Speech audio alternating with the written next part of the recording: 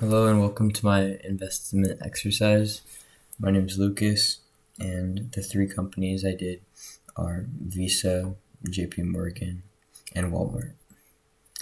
So to begin, we have the business model here of Visa, and some of the key partners are like banks and financial institutions, really any merchants, technology providers, and of course government regulation, which I found throughout is like a very main theme, as like these corporations essentially have to strictly abide by these government regulations. And so that's just one of my findings there pretty early.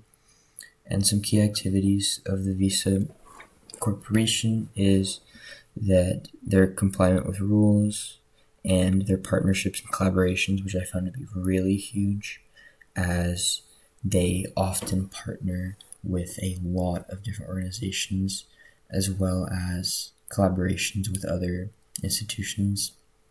And tech development is also very key. And I want to definitely put emphasis on the value that Visa brings, which one I think is the most impactful for sure. And like the most kind of monumentous thing is that the amount of places that actually accept Visa, which is absolutely insane, because for a company to be so globalized that 200 countries can accept their kind of product and kind of facilitate the interactions between consumers and like buyers and sellers and merchants throughout the world is just very crazy in my opinion. And also speed of just like how fast everything goes with their contactless payment and their just operations in general is what I want to say. And then fraud protection is also super valuable, as in our world there's so much fraud and there's just a boatload of like people that are trying to steal your information. And so with fraud protection, like card freezes and like how on their mobile apps they have the certain features where you can just click a button and boom, your card's frozen, instead of having to go in person or instead of having to call them and go through customer support. It's very like fast, concise, and efficient, and it shows like the integration into this digital world that we're kind of living in at this moment and how they are really adapting to fit kind of this new agenda of like very digitized kind of really everything. And then some of the segments, some of the relationships, mostly like customer service, tech support, stuff to really help the clients and help the people that are actually contributing to their growth, basically. And then other banks, again, collaboration is what I found. And then maintenance and operating costs and staff salaries basically make up a lot of the costs in general, but that's what I found. And then additionally for the SWOT, most of the strengths again are like its large network and how it's basically just a complete like titan in its own world.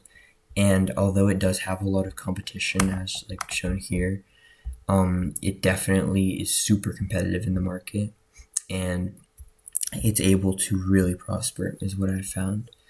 And then another thing is like the having to abide by these policies and stuff like the anti-money laundering and like the know your customer policies. I found those like on their website and on Visa, and I found that like they have a lot of strict things that they have to abide by, and it's just very impressive how they manage everything in each kind of respective system.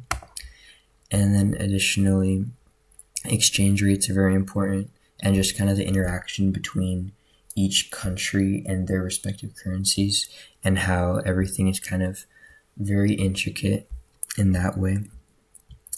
And then climate change impact, there's heavy impact to like climate change, as for instance, let's say there's like a server room in like anywhere really.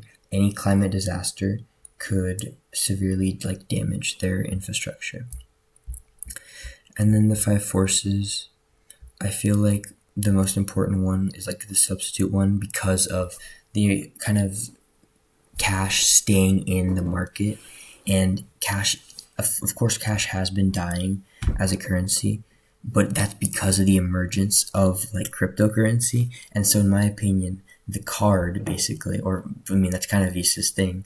I feel like the plain credit card and that kind of whole system is kind of an like intermediary, something like that. Like he's stuck in between the old cash and the new cryptocurrency, and it kind of just gonna pull apart. And so I feel like it's a very high risk of substitution, which I feel like they're already adapting to with like their innovation in like the crypto kind of scene, and they're kind of pushed to stay with the trend, which is what I found. And then yeah, they're global leaders in technology, and they have heavy reliance on cybersecurity because again they're like adapting. And then here's my sources. And that's for Walmart. So Walmart is a little different. I mean, they are this like monopoly. They're the number one like retailer, I believe, in the world.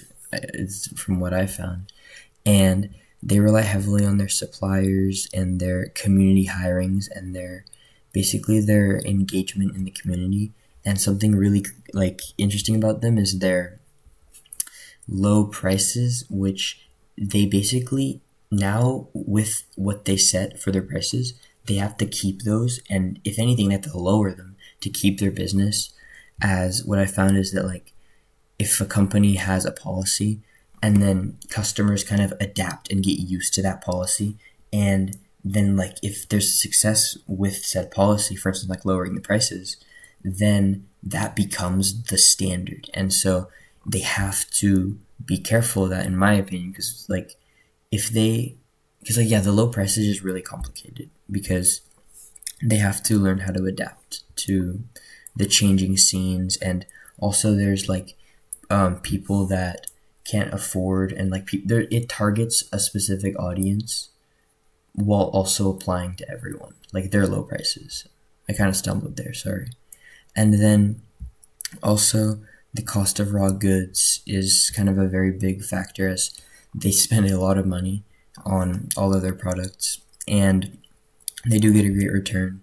And then something interesting is kind of their marketplace, because I went on the Walmart website, I think like today, and I found that they actually have so many consignment like items up for sale, and that really helps with their kind of economic prosperity is what I looked at. And yeah, again, they're super large supply chain, but the weakness is that they have low profit margins because of their low prices, and they have a good opportunity for like a healthcare industry, because I mean they have like their own sector, which I feel like they could definitely grow on. And then they have a digital transformation, which it's already being seen more and more, like with their apps and stuff. And their biggest competition is Target, I believe, and like the online market, like Amazon, which shows that there's threat to substitution. And now for JP Morgan, I kind of got it mixed up here, but I guess we'll start here. JP Morgan, they have very high competition with Bank of America and Goldman Sachs, etc. And their threat to new entrants is low because it's super high barriers to entry, as they have built such a reputation up, and it's so hard to get started in that sector that they've basically have the industry in a vice grip to a certain extent. But however, they still do have very high competition through a variety of things. Okay, here.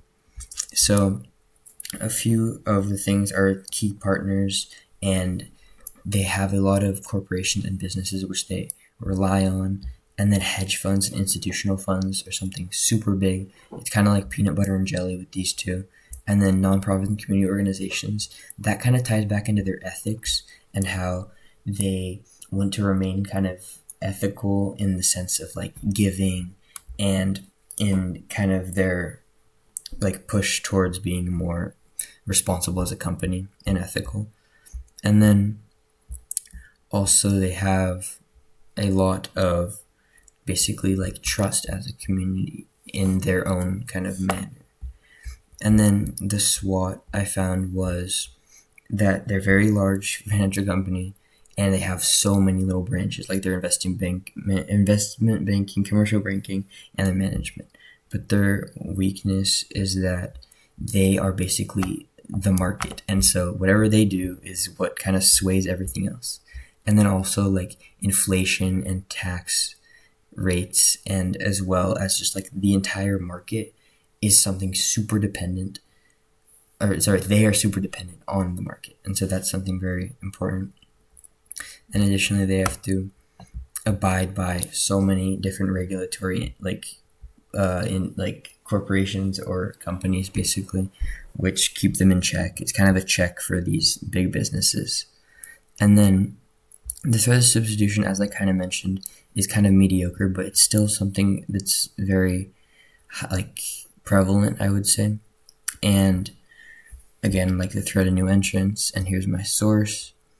And then the most useful thing I learned is that how companies adapt into global environment and how their resiliency creates very strong, successful companies. Also, the most important part was all the overlap of industries and how they're all heavily interconnected, relying on each other for survival. Also, I learned how the consumer and their interests are important to their models, and they are centered on the satisfaction more than anything else.